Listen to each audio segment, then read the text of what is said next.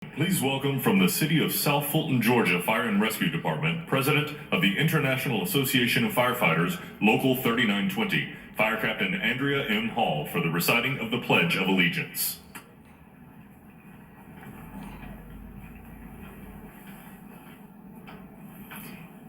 I pledge allegiance to the flag of the United States of America and to the republic for which it stands, one nation, under God, indivisible, with liberty and justice for all.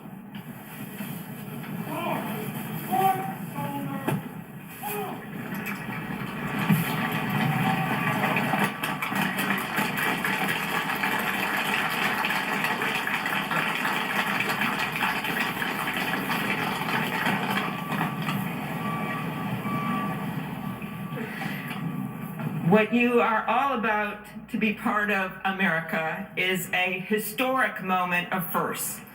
To administer the oath to our first African American, our first Asian American, and our first woman vice president, Kamala Harris, it is my great privilege to welcome to the inaugural stage the first Latina to ever serve on the Supreme Court of the United States of America, Justice Sonya Sotomayor.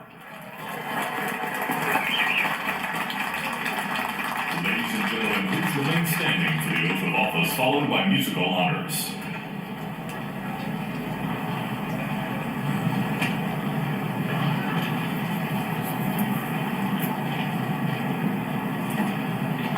Please raise your right hand and repeat after me.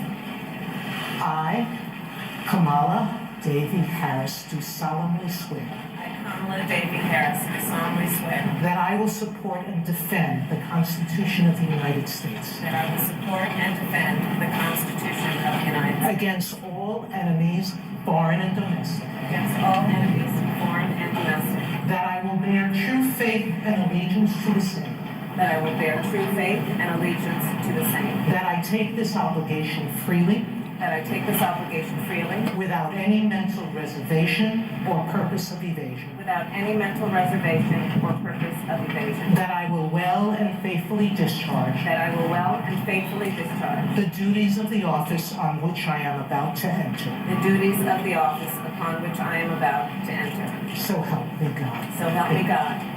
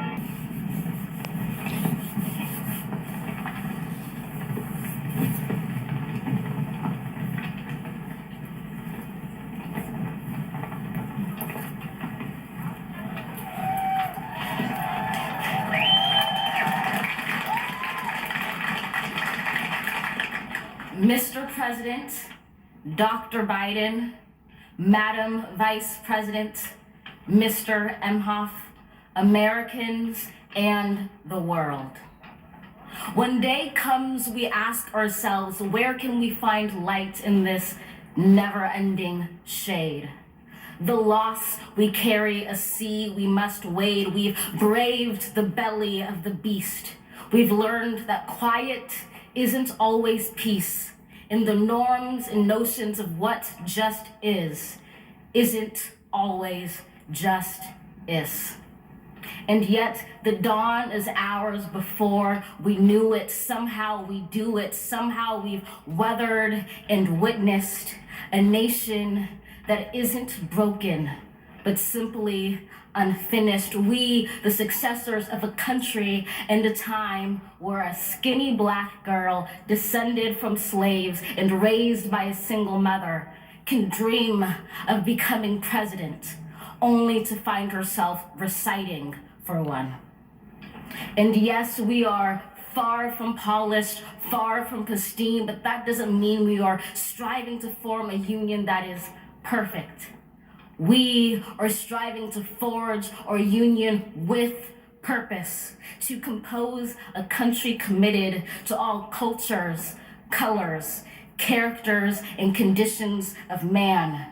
And so we lift our gaze not to what stands between us, but what stands before us. We close the divide because we know to put our future first, we must first put our differences aside. We lay down our arms so we can reach out our arms to one another. We seek harm to none and harmony for all. Let the globe, if nothing else, say this is true.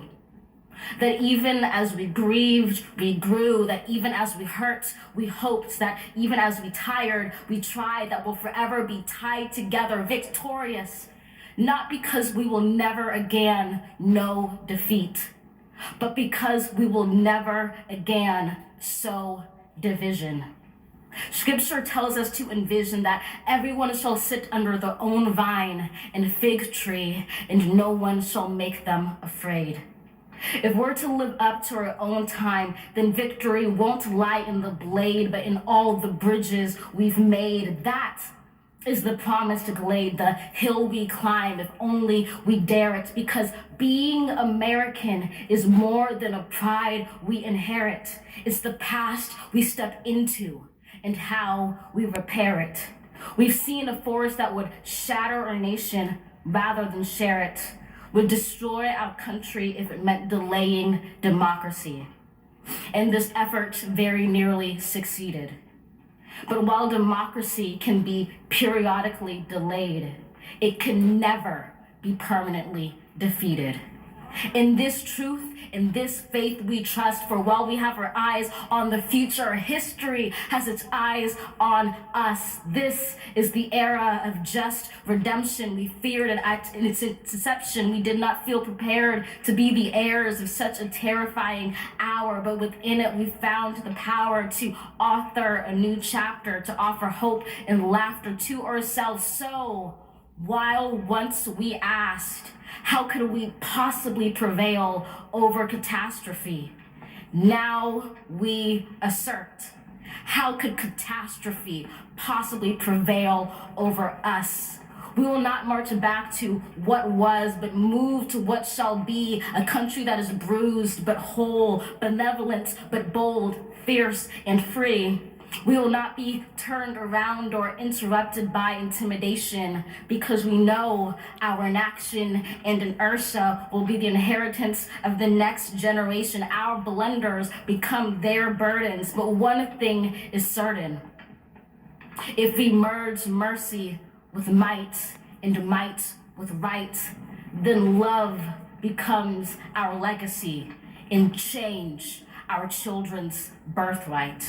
So let us leave behind a country better than the one we were left. With every breath from my bronze-pounded chest, we will raise this wounded world into a wondrous one. We will rise from the gold-limbed hills of the west. We will rise from the wind-swept northeast, where our forefathers first realized revolution. We will rise from the lake-rimmed cities of the Midwestern states. We will rise from the sun-baked south. We will rebuild, reconcile, and recover in every known nook of our nation, in every corner called our country. Our people, diverse and beautiful, will emerge battered and beautiful. When day comes, we step out of the shade, aflame and unafraid. The new dawn blooms as we free it.